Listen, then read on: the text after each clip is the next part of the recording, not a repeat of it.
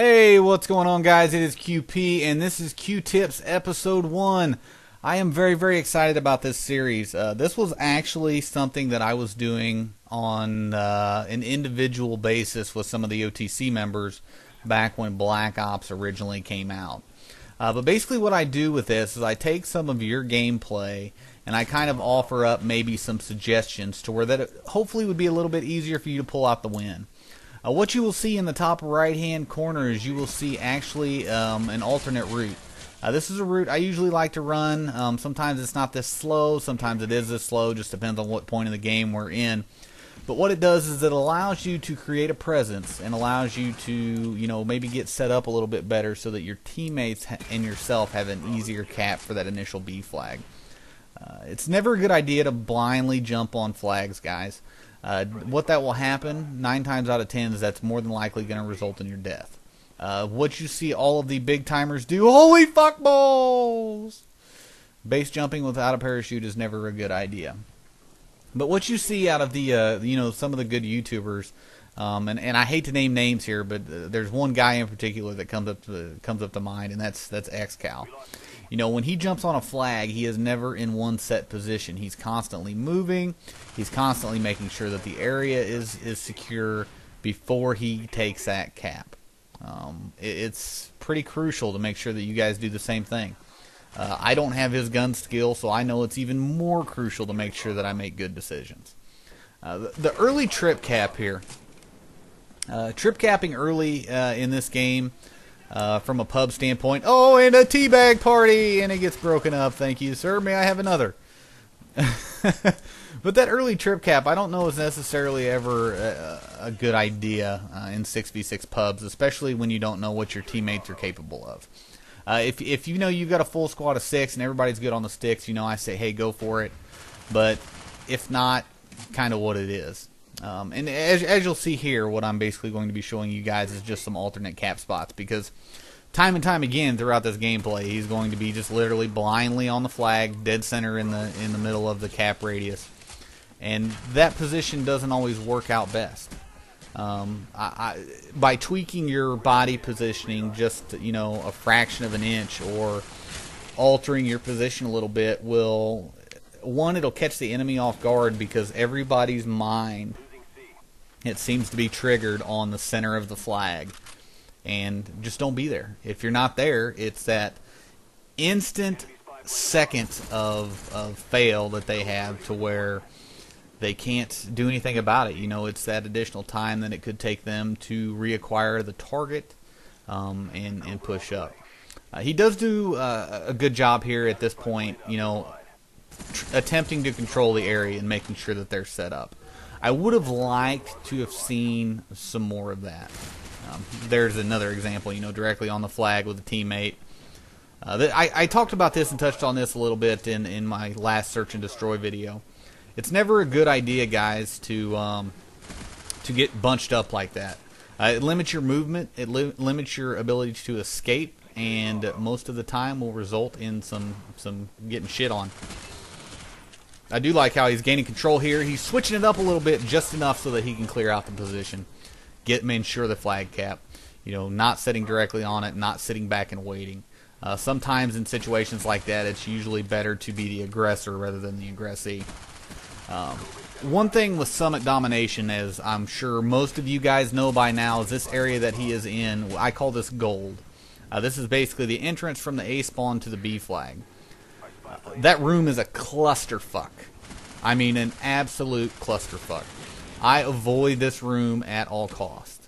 It helps me relieve some stress by just staying away from it. Real quick, I want to point this out. Good B-nade save right here. Banking it off that wall. It works best with frags. Semtex, I don't really use that much, just solely due to the fact that I like having the extra roll. And then if you're actually coming from top computer, here's going to be an alternate one that you can actually get a good B save on. Now these two nades will actually save against anybody as long as they're not like up on the edge of that computer. But you can bank it off that little section right there, and it will roll over, and you will get doubles and triples for days. Because like I said, in pubs, Mostly people just, like, as you see right here, directly sitting on the flag. Out in the open, less cover, bad position, doesn't result in a good time. With the bulk of this gameplay, and I know I haven't given him a shout out yet, but this is from my boy Tom Wardy. Tom, I really appreciate you sending this. This is a very, very exciting game, and I'm so glad that you actually get to be the first person to do this. Tom is probably one of my most active subscribers on my channel. He's always providing me good feedback. He's always giving me, some good, insightful ideas, and I'm glad and honored that he wanted to be the first person to get in on this. Doing this in the future for you guys, if you guys want to submit something to me for review, I will provide a link in the description for an email address to where if you upload or if you have it in your file share, shoot me some particulars in reference to the game, and I will be thrilled to go check it out. This is a series that I do plan on carrying over into Modern Warfare 3, and something that I'm just going to be offering on a probably every 2-week basis, just to kind of keep things fresh, so that I can keep you guys on point, I can keep myself on point. And really, this is not just for you guys. This is for me as well. I learn a lot watching these gameplays. Here's another alternate route. They're losing B. There's not much of a chance that he could get B. Continuously pushing in through this gold room, which he actually takes an alternate route here, which is nice. I like this. But continuously pushing through that gold room is never a good idea. It will, like I said, it will result in your death.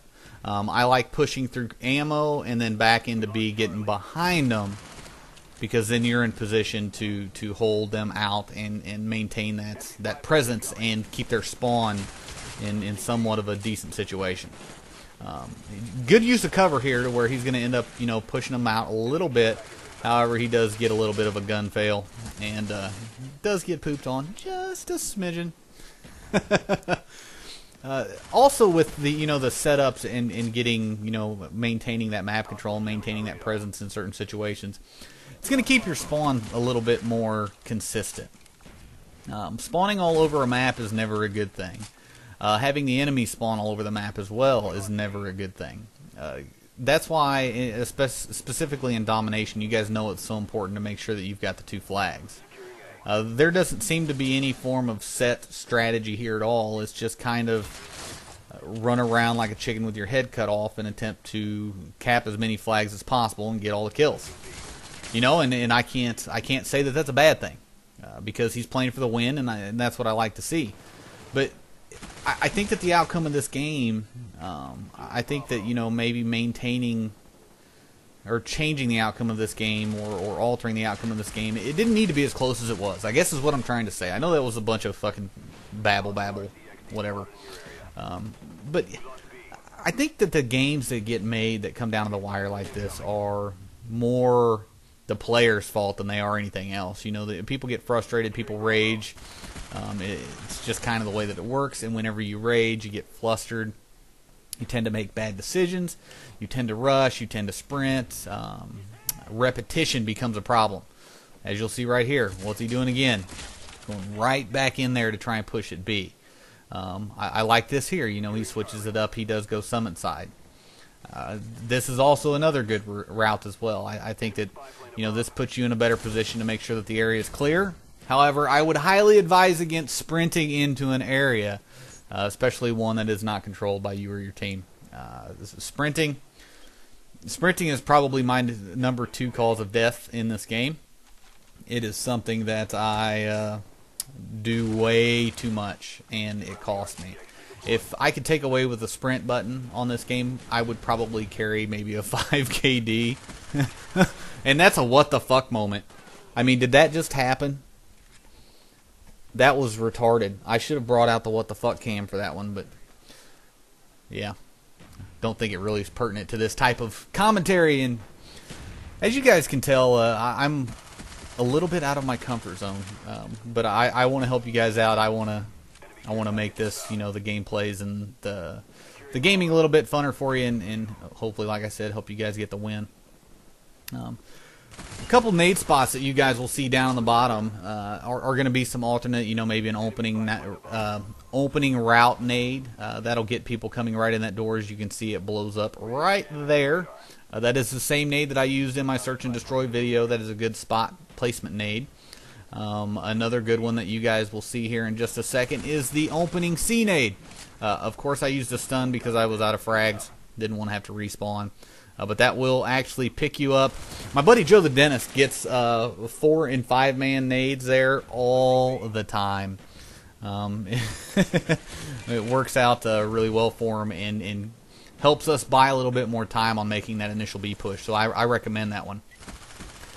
Here's kind of the, back to what I was talking about with the constant push through that one section in that one position, trying to maintain some kind of momentum to set up for that B flag. It won't do you justice to do that, guys. It really won't. It'll end up frustrating you, making you very angry and rage. I am very happy to see that here I think they realized that just for a split second they needed to get a little bit better positioning, and he does a very, very good job of making sure that they maintain this B cap, because at this point in the game, this is crucial. We are at 193, 196, and we are coming down to the wire. If they get one of these flags, this game is over. There's nothing you can do about it. If they pull off one of these, it's done. So the question is can they do it, ladies and gentlemen? And oh my lord, I think they pull it off. 201 to 200. 59-27, 9 caps, 12 defends. 5,220 points. That's beast right there. A good game. I appreciate you guys watching. Hope you guys enjoyed this. Please remember to like and dislike, comment, and subscribe.